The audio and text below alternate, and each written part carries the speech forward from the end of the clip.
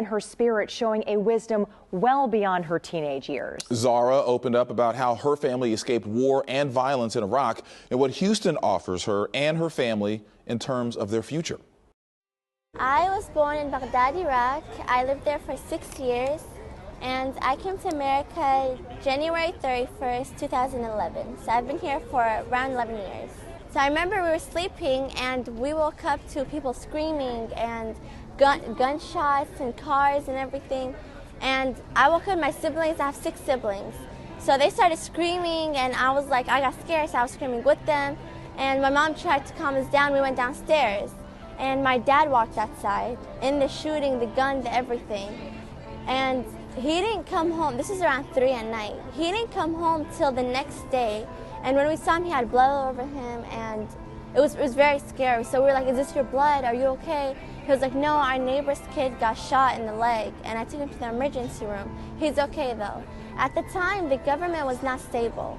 So there were gangs everywhere. There were people who were like, they just wanted to hurt people. I was scared. I was mostly scared for my dad.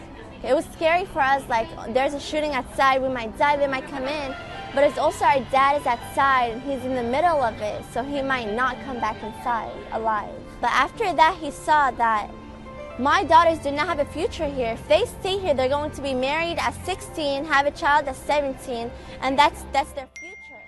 So he said at this time, that's it, this is it. We're going to go to America. They're going to have a future. They're going to have jobs. They're going to have good families. They're going to be able to survive without the fear of dying.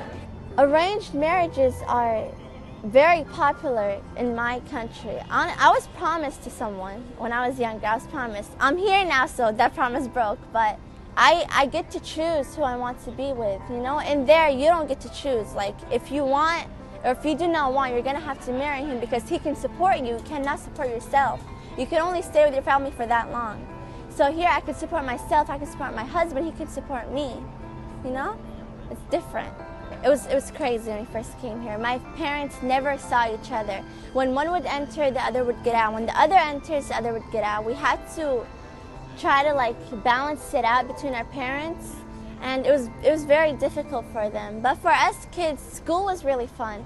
The teachers there were amazing. They taught us how to read, how to write, how to learn this culture, and it was, for us kids, it was good. For my parents, they had to work really hard. You have way more better opportunities here than if I was there. I'm a doctor.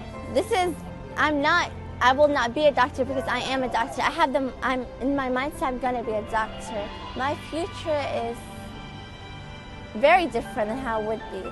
I'm going to get a good job in a good clinic or medical place. So I'm gonna open my own clinic, and I'm gonna support my parents as much as I can, and then I'm gonna make a family and we're gonna live happily ever after. America gave me a lot of opportunities, and I felt very welcomed here, and I had better opportunities, better chances. I know that I will not end up anywhere close to how I would have ended up. So miracles do exist. I'm here. Miracles exist. Zahra's journey and the opportunities that America has opened up for her remind us to be grateful for America, for our freedoms and the possibilities for our future. Now we're shining a spotlight on the north side in the Mexican